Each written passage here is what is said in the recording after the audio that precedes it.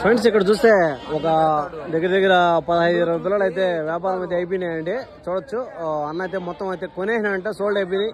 దీంట్లో final price అయితే చెప్దామంటే మనము ఇవైతే కూడా వ్యాపారం అయిపోయినట్టు. ఎక్కడి నుంచి వచ్చారన్న మీరు? చిత్తూరు నుంచి వచ్చారు. ఎట్లుంది మార్కెట్? ఈ రోజు పర్వాలేదు, కొంచెం పర్వాలే. ఎన్ని పిల్లలు పట్టారు? నేను ఇది ఒక 20 పిల్లలు, ఆడొక 20 పిల్లలు పట్టున్నాను. మొత్తం 40 పిల్లలు పట్టారా? 40 పిల్లలు పట్టున్నాను. ఎంత వయసు పిల్లలు ఇవంతా కూడా? ఇవంతా 5 నెలలు 4 నెలలు అన్ని మిక్సింగ్ ఉంది. మిక్సింగ్ ఉన్నాయి. 5-6 నెలలు అటు ఉన్నాయి. జత ఏం రేటు పడింది? 19.5 పడింది. 19.5 పడింది ఫైనల్ గా మీకు. పిల్లలు బాగున్నాయి కదా? బాగుండదన్న. ఈ రోజు నాకైతే నచ్చింది. పిల్లలు చాలా వచ్చాయి.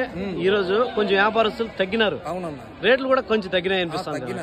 సో దాని వల్ల అయితే మీకు పర్వాలే, వాటంగా పడినాయి అంటావు. 19,500 అయితే పడినాయి.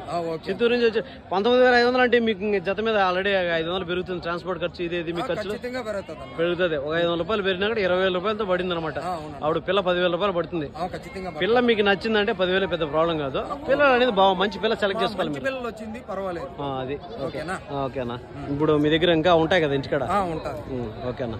అది ఇప్పుడు మీరు నా కాంటాక్ట్ నెంబర్ మీ దగ్గర ఉంది కాబట్టి మీరు సేల్ చేసేటప్పుడు నాకు ఒకసారి కాంటాక్ట్ అవ్వండి, మీకైతే వీడియో చేద్దాం. ఓకే, థ్యాంక్ యూ అన్న. ఓకే, థ్యాంక్ యూ అన్న. అదే ఫ్రెండ్స్, అయితే అన్నోళ్ళు అయితే బయట చిత్తూరు నుంచి అయితే వచ్చినారట. కొన్ని అయితే కొన్నారు. సో రీజనబుల్ గా ఉంది మార్కెట్ అని చెప్పినమాట. సో ఆ విధంగా అయితే ఉందనమాట. ఎవరైనా ఇంట్రెస్ట్ ఉండదు, పీలేరు అన్నమయ్య డిస్ట్రిక్ట్ కాబట్టి ఎవరైనా ఇంట్రెస్ట్ ఉండదు మార్కెట్ అయితే విజిట్ చేస్తున్నమాట.